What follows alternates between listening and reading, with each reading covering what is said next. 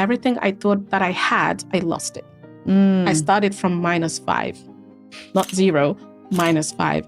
Everything was shaken and broken. And so I had to pick myself, put back the pieces together and crawl and walk and carry on. But there's one thing that really helped me was... Welcome to Distinctly You, where we talk to women who have redefined success in different seasons of change. Today, we'll be having a conversation with Fatoumata Diallo, founder of Gamal, a home-cooked food app. Let's get into the conversation. Welcome, Fatoumata. So good to have you here on Distinctly You. Thank you so much, Sharifa. It's an honor to be here with you. You know, I've been really looking forward to this conversation and, just having you in town all the way from the UK. I just couldn't pass up on this opportunity to actually sit down and have an in-person conversation with you. I've been looking forward to this moment ever since you and I had that first call about 10 days ago. I've been dreaming about it all the way through. Oh my God. So it's definitely an honor to be sitting here with you. I couldn't wait. Fatoumata, you are a mom. That's right. And you are this enterprising entrepreneur, founder of Gamal. That's right. And I know there's a lot more to you. And I know there's a lot that got you to where you are today. So just tell me, who is Fatoumata? Great. Thank you so much. I love that question. So Fatoumata is a dreamer. Fatoumata is a go-getter. Fatoumata is a people's person. I love people. And I am a mother. I do have my little prince. Love that. 10-year-old boy, my best friend. And I am a big sister, so I am the firstborn of a family of 6. Wow. Yes. We share that in common. I'm also the first of 6. Oh my God. Yes. Okay. More things in common. So firstborn of a family of 6, 3 girls, 3 boys. Grew up in Brussels, Belgium. Second mother of the house, pretty much like a lot of responsibility, which I think prepared me for whatever I was going to leave in, prepared me for responsibility and leadership, which I'm totally grateful for. Originally from West Africa, Guinea-Conakry. That's where I was born. And I lived in Guinea up until 9 years old. Okay. And then I moved to Brussels, Belgium, where I settled for pretty much my teenage years, etc. And when I was 18, 19 years old, I moved to the UK. And ever since, I am in London. So Wow. pretty much an international citizen. Yeah. I love traveling. I love meeting people. I love culture. I love community. I just, I embrace life in its full form. I love that. Just you sharing a little bit about how you've had such an international background, but more especially what we have in common, being the first of 6, preparing you for leadership. Now, I know we're going to get more into what Gamal does, but do you think that being the first of 6 has an impact on what you are doing today? Oh, definitely. Definitely. Sometimes God prepares you in very interesting ways. So for me, my life has been very interesting. Everything I've always been involved in, I look at it from the perspective of, role, responsibility, being a role model. So always that caring, that giving back in everything that I do, I look at it through those lenses. So being the firstborn of a family of 6, right? So I am the second mother of the house, naturally, right? So I do pretty much everything for my siblings. And so that naturally prepares me throughout the journey as I go to the workplace, as I go to university, the way I interact with people. So I'm always looking at it through those lenses, how can I be of a help? How can I how can I serve you? How can I make it easier for you? How can I be be part of your journey and sort of, help you navigate through, because that's how, that's what I've been prepared for. And that's the role that I played. So it literally prepares me to embrace life, through those lenses, really. So, Yeah. And so part of the reason I ask that is because Gamal is a home cooked food app. So you must be a foodie in some way, and you must have been doing a lot of cooking, with 5 other siblings behind you. So, absolutely. Is there any memory that you have from your childhood or younger years that resonates with you in terms of where you are now? Absolutely. Absolutely. I mean, I just want to quickly go back. I've been brought up in a family of foodie, right? And I've had the chance to be raised in my early years by my grandmother and back in the village. Wow. In Guinea, and growing around her and learning firsthand, the tradition, the culture, the way she pulls and the way she invests herself in, so those are my early memories. Okay. And then I move on to living with another of my aunt who had a great impact in my life. She was definitely a foodie, probably the best cook I've ever met in my life.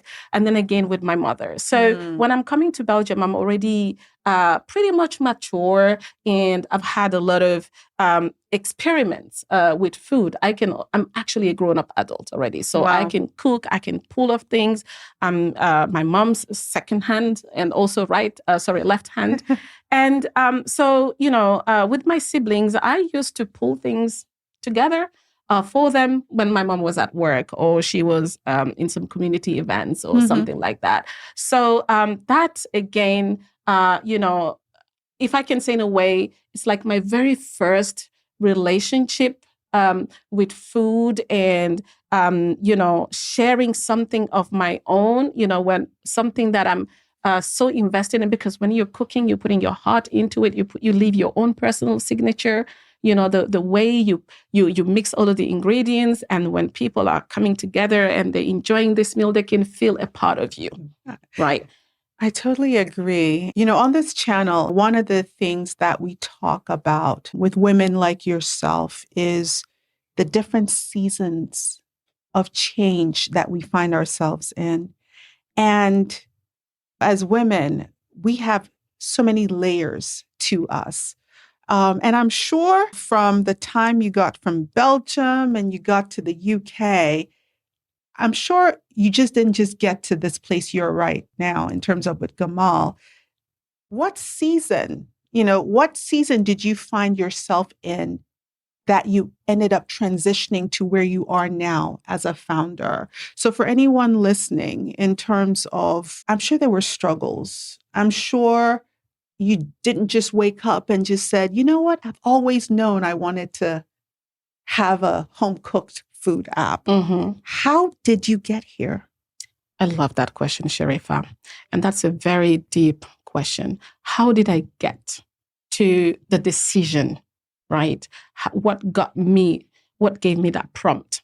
And I would say it's a couple of things. First of all, it's, my journey and the different things that I've been exposed to, like me being open and me being curious and observing what's around and see what makes people click, right? What brings people together. One of it's food. You can bring people together around food, right?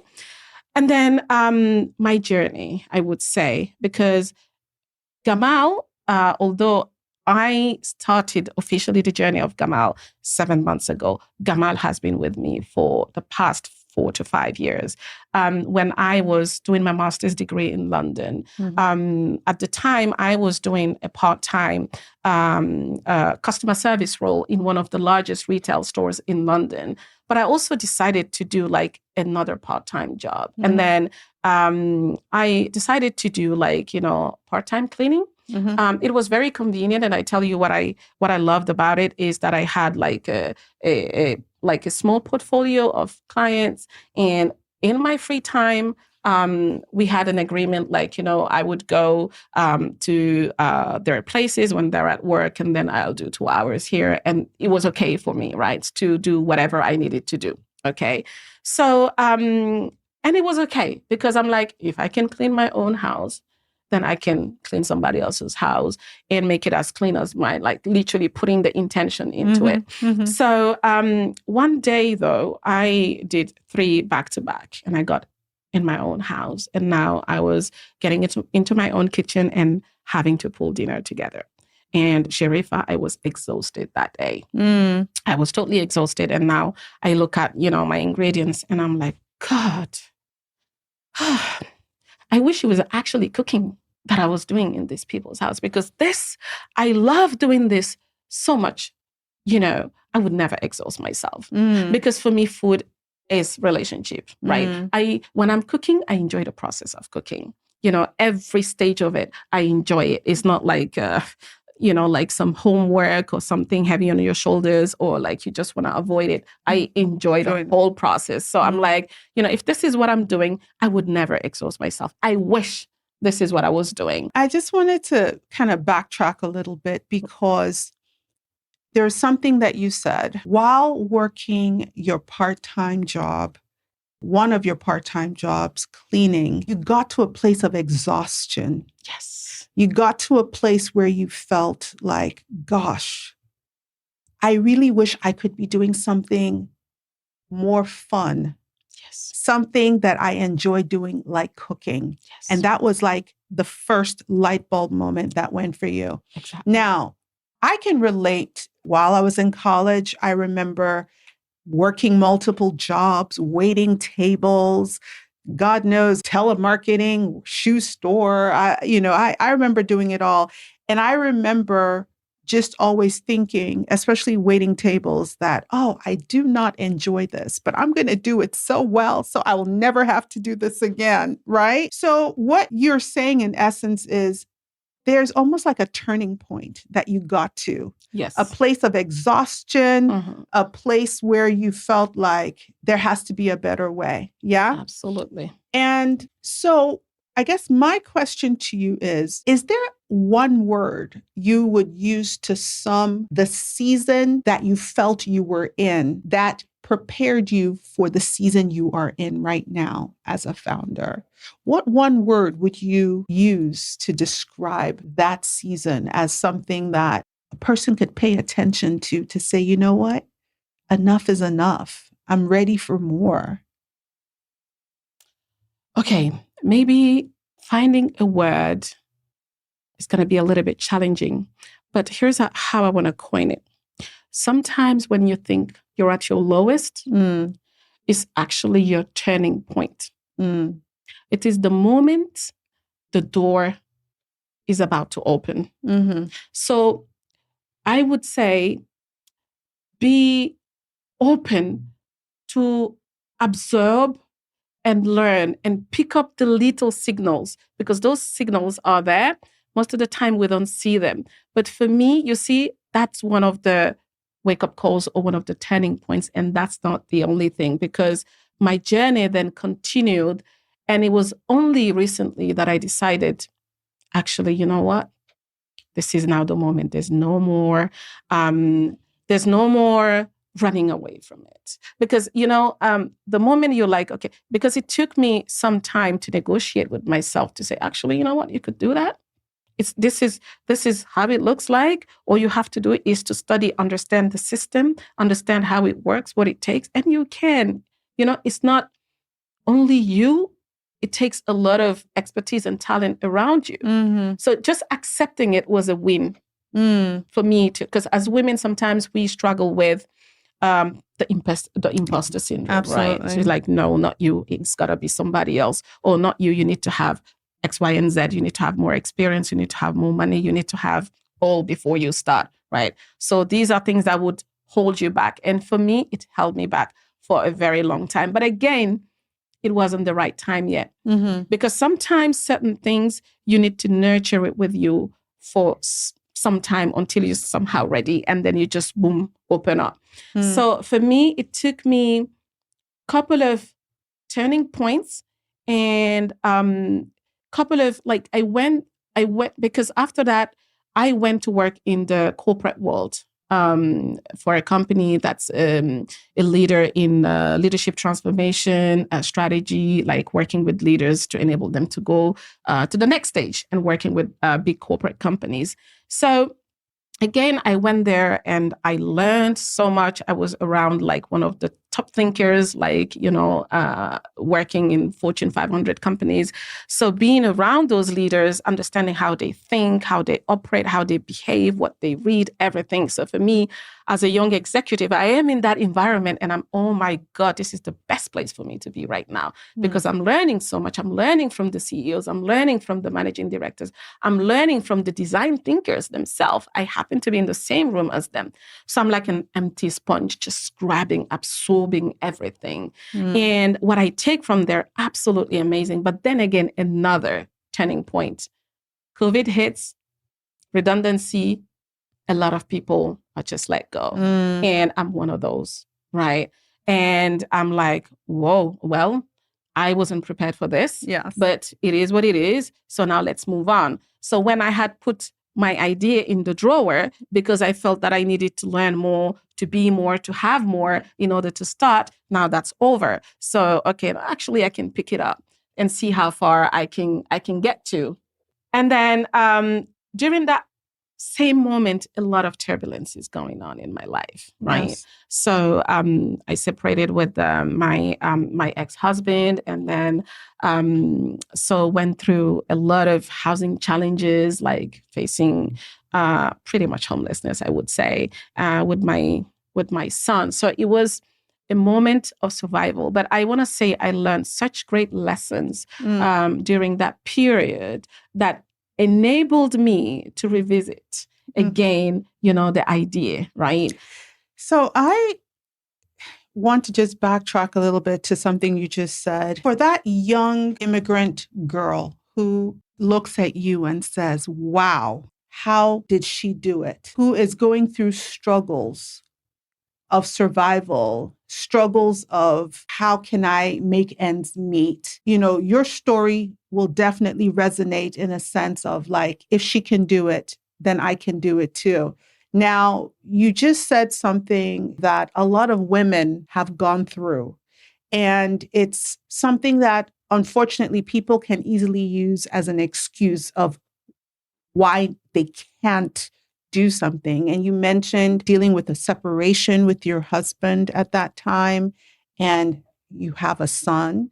So that could not have been easy, dealing with school and having to work multiple jobs. I mean, when you talk about the perfect storm, if you can share a little bit about how you were able to really get through that moment, because a lot of women are there and they can't see a way out on the other side, especially to be able to accomplish and do what you are doing right now.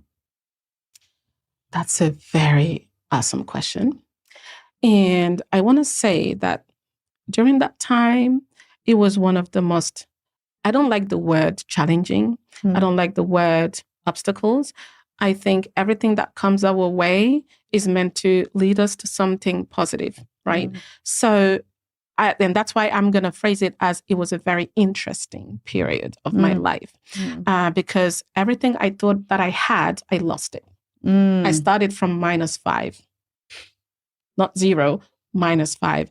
Everything was shaken and broken. And so I had to pick myself up, put back the pieces together and crawl and walk and carry on. But there's one thing that really helped me was having faith in my journey and being grateful. When you think you're actually at rock bottom, there are still things that you can look around and be grateful for. And I think, nowadays, a lot of people get carried on with, perhaps complaining, I wish I had this, or, you just like taking sorrow on yourself and making your situation worse. So for me, really, I want to say it was one of the most defining moments in my life where I sat down and I appreciated the little details. I appreciated just enjoying a meal with my son. And I was grateful for that. I was grateful that I could feed him. I was grateful that, we were having a great moment together. I was taking him to school and we were like having chit chatters and we are laughing. I was finding joy in the little moments that we take for granted. And those little moments can empower you in ways you cannot imagine, right? And I remember during that time, I also had like a personal journal. I was journaling and it really helped me out a lot because you're kind of emptying everything in your, like, kind of keeping it in your brain and you kind of write down. And I don't see anything negative. I see positivity because I focus my mind, my brain, my attention, everything into the positive. What's positive around me right now? What are the 3 things that I'm grateful for today? It could be like, and I would write it down. I had a journal, like, that helped me during at least those first 3 months. Yes. Because everything is all over the place and it's beyond my control. It's bigger than me. I can't do anything about it. I can just go through it. So now it's about finding, the way to enjoy the process at least, because there's no other way around it, right? So make it, embrace it. And for me, embracing it was, okay, so what are the top 3 things that I am actually grateful for today? And then, it could be something like, my son said to me, Mom, I love you. See, so that would brighten up my day. You see me in the street, you can never tell that actually, you know what, this is a roller coaster that I am on. No, because I'm always positive. That's awesome. That's awesome. Now, you always hear the saying, like, it takes a village, right? When you finally made the decision that, okay, gosh, I have this idea of creating an app around food and cooking because it's your passion. Did you have any support system? I mean, were there people in your life that really like maybe helped you bring this to life? I love that question, Sharifa. One of the first things that I did was kind of through a connection, finding the developers and then having like design calls with them. And then until we got to an agreement and we signed the contract, we're like, okay, let's get started. What I didn't tell them though, I could only afford the first month. But I took the risk. I'm like, let's go. Because I knew that I could raise the rest around me. You know what? This is a great opportunity to just really kind of, there's a lot you've said there that are nuggets really right in the midst of that. And that is, the first thing is the mindset, right? Once you changed the narrative in your mind, instead of saying, okay, why me? Woe is me. Why am I the only one going through this, right? You took that opportunity to start connecting the dots. Yeah. And saying, you know what? I've been through this multiple times. Is there a lesson here? Right? Yeah. And then it wasn't until you made that decision to move forward. Yeah. And that's where, like the mindset is so important, because once you made that decision to move forward, all of a sudden, your eyes and your mind was now open to the opportunities. So the resources started to present themselves to you because you were open and ready to receive it. Absolutely. Yeah.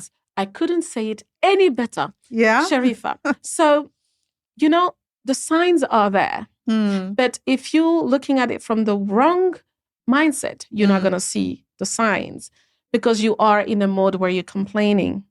Right? Why me? Why is this happening to me again?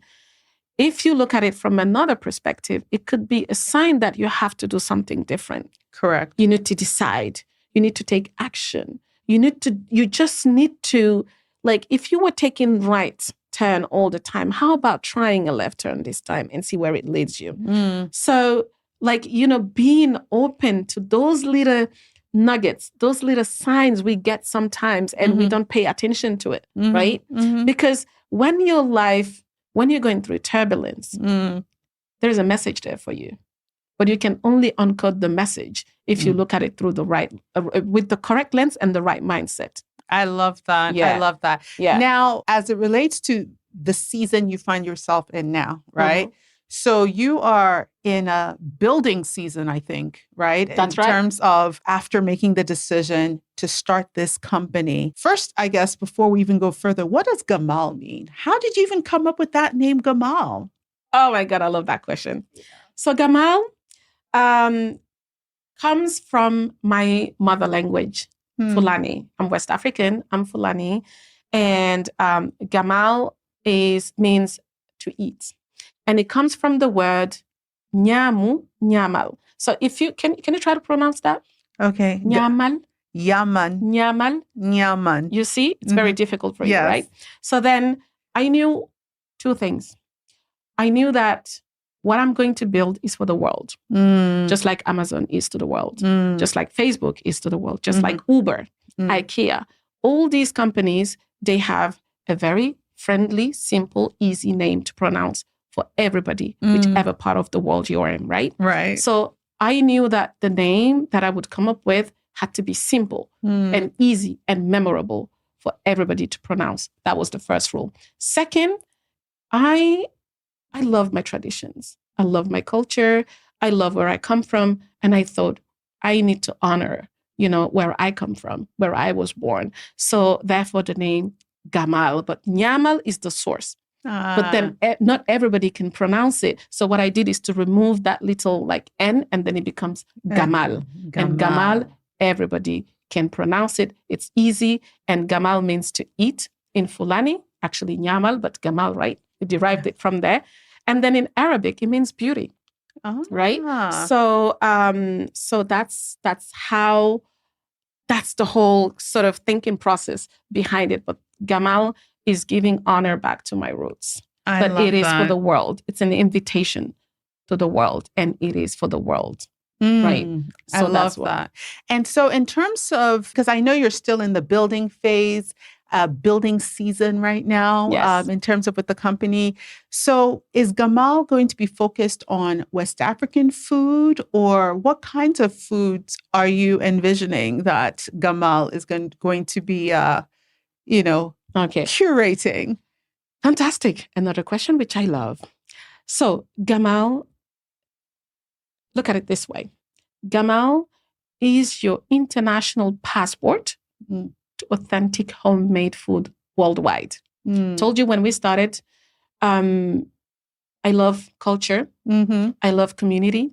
I love experiences. And every time I traveled around the world, I love what I see. I'm curious. I like to experience. I like to experiment. So Gamal is going to enable you, Sharifa, and anybody in any part of the world to experience other people's cultures. So Gamal is going to connect you with me. You will be able to order anything that I can pull off like nobody, because there's something I said in the beginning. We all have a unique signature in the way we craft our dishes. There is a bit of you in your dish. And I can never get that from any restaurant. Right. So it is that tailored experience, and it is connecting you to another culture, right? And it's made by love with that person who grew up in that culture from the comfort of their own kitchen. And when it's ready, it gets delivered to you, which you can enjoy with your family around the Netflix movie in your own house, or you can enjoy it in your office. When I recently went to Belgium, I told my mom, my parents have settled in Belgium for about 30 years now. And my mom, she loves cooking. I mean, she never went to school. So we are the first generation, having education. And so, getting a job for her and mothers like her is always a challenge, right? But somebody like my mom, who's been cooking her whole life, I'm telling you, she's got a PhD in cooking, right? Yes, with probably 30 years experience on top of it. So I said to her, Mom, with this, and I showed her. She was in fact in the kitchen cooking and having so much fun and cooking, because that's what she does, and she loves doing that. I said, Mom, imagine soon, and I said, this is the project I'm working on. I like to simplify it for her, right? And I said, soon, this dish that you're cooking, right, Mom? We're gonna have your profile on here on this app, and then we're gonna put some pictures of all the beautiful, awesome dishes that you make. And then, an Afghan mother, an Afghan family is gonna be able to discover Guinean food, authentic, homemade, by the right talent through you, and they're gonna They're going to discover a piece of your culture. They're going to discover, the love that you invested into preparing this meal through this. And she loved it. She could picture it. And she was like, yes, by the way, I want to add this mafe. I want to add this. I want to add that. And I said to her, Mom, like you've been here all these years. You've actually never tried anything Filipino, have you? You've never actually tried anything like from Sri Lanka. Yeah. But we live in a world which is globalized. So around us here, there's like a mini representation of the world. How about one day we just we go on the app, we look for like a Pakistani mother, and then we look at, the traditional dishes. And then this mother, she's got a 5-star amazing review. How about we just order from her? She's going to cook it from her house and we enjoy it together. And she pictured it. So Gamal is really about bringing communities together. It's about appreciating other people's cultures. I love that. Oh my gosh.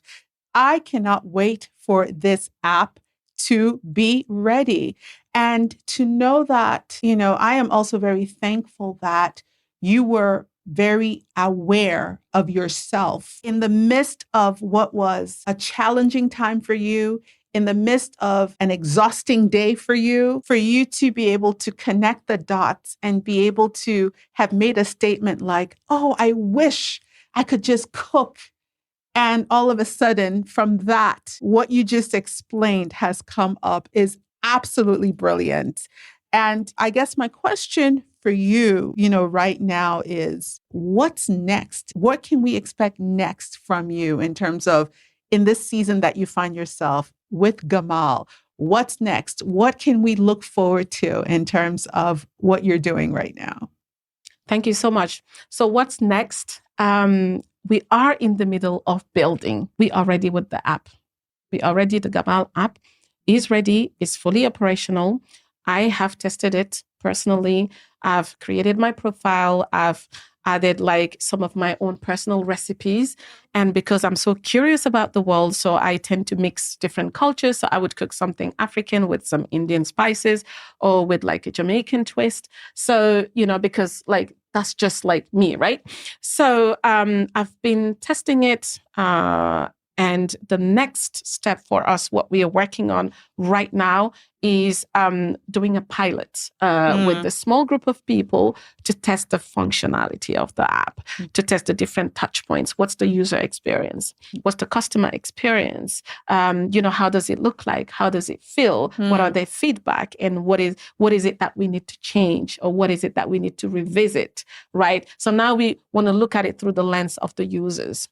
Okay. And then we will take those feedbacks and then we will make the revisions. Yeah. And we're planning for a beta test again, with the bigger audience. And after that, we will now go to market. We'll go to market in the UK, first of all. Yes. And then international expansion quite rapidly. So the next step for us, as I return to London early next week, would be finalizing the preparation, actually kind of the logistics of running a pilot with a very reasonable group of people and then get those feedbacks, because those feedbacks will be our blind spots, right? And with those feedbacks, we will know exactly what it is that, the customer would want to see in terms of future or feature, or maybe something that we in the designing process, we thought, okay, this is cool, but the user doesn't think that it's actually useful. So these are the kind of things that we are looking for, and so that we can fix it before we go to the next stage. Yes. So I think a really important question that, I would love to know about is knowing where you are now, doing what you're doing right now. If you were supposed to go back, what do you wish you knew that you know now that you wish you knew sooner? That you wish you knew earlier, so that the next person coming after you can do it faster or not even have to make maybe any of the mistakes you made? What do you wish you know now that you wish you knew earlier? That I am capable. Because we all have dreams, but sometimes something holds you back. For me, as a woman, I was thinking that I needed more. I was thinking that I needed more knowledge. I needed more money. I needed more experience. I needed more of everything. Right. And that held me back for many years, although I knew this was my calling. Right. Because it kept on following me through my, my journey, my cycle, my ups and downs. There was moments where it came back to me and I'm like, okay, well, now I need to face it. Let me pick it up. Right. But then for some reasons, fear holds you back. Right. Imposter syndrome holds you back. And so many other things hold you back. Yeah. But when you think that actually, you know what, you are capable. You are capable because you don't have to have it all to start. Yes. Nobody has it all. No one. But you can start where you are with what you have. It takes a decision. Decide, make a plan, take the steps, be consistent, and you shall see progress. It's not going to be easy, but enjoy the process. It's part of the game. I love that. I love that. Now, I have to ask this question. What makes you distinctly you? What makes me, distinctly me? Passion. I'm passionate in everything that I do. I do everything with full intention. I am a whole self. If I'm in, I'm in. And even if I don't know how to swim, I will go with my head first. So, bringing passion into everything I do is my fuel. Even in uncertainty, even in chaos, even in when I don't have the answers, the passion keeps me up. The passion drives me. I go to bed, I'm passionate. I'm seeing light bulbs open like everywhere. Yeah. And, I'm excited to wake up early. I go to bed really late, but that passion drives me every single day. And because I see progress, I see movement around me, I'm even more thrilled. I even have more energy. Yeah. I have more passion. So the passion is growing. And because the passion is there, the belief is there, the faith is there, I'm seeing the progress. It's like, there's no way I can stop. That's the magical ingredient, because you're really starting from nothing. You're starting from rock bottom and you're going towards this dream, and, the passion is driving, and you're so passionate, whoever you speak to, they find no other way but to join you. You become like a magnet. Absolutely. My passion is my magnet. I love that. I love that. Now, if anyone wants to track what Gamal is doing, reach out to you, how can they find you? So at the moment, we are right in the middle of building the brand. So every day I post a story on LinkedIn. So I can be found on my personal LinkedIn account, where I'm telling, like the Fatoumata in the making, like, the putting Gamal together in the making. So this is not even like to the point where you think you've arrived. There's no such thing as arriving, because life is always in movement and you're always progressing. But like right now in the making, the stages, like the real life, the real behind the scene, the things that people don't see. Yeah. I'm telling that story every day on my LinkedIn account. And so we can be found on LinkedIn. We can be found on all social media platforms, and we can be found on www.gamal.co.uk. So this is our website, first port of call, and then all social media platforms.